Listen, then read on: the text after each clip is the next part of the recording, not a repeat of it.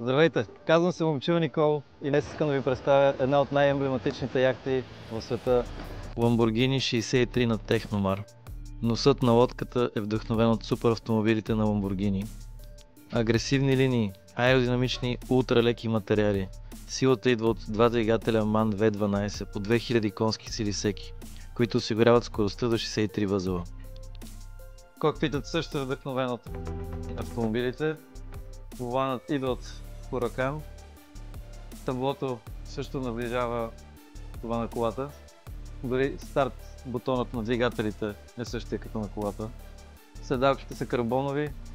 Всичко в тази лодка е направено да е олекотено. А тук може да видим кой номер тази лодка е, в случая 7 от 63. Цялата концепция е направена да имаш лимитирана лодка. Числото 63 също идва, когато видим максималната скорост на лодката, която е 63 възела. Нека разгледаме и долния дек. Тук имаме една удобна кухня. Тук в мастер кабината собственикът е избрал син кожен салон с бели акценти. Всеки детайл може да бъде персонализиран, от материалите до светлината.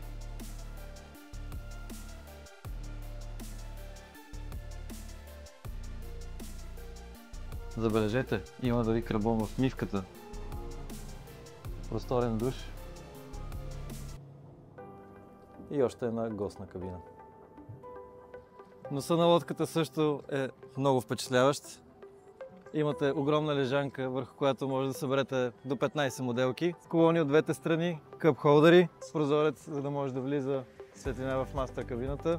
И забележете какъв детайл. Емблемата на носа на лодката, както на колата. Последвайте ми в социалните мрежи, за да видите още такива прекрасни лодки.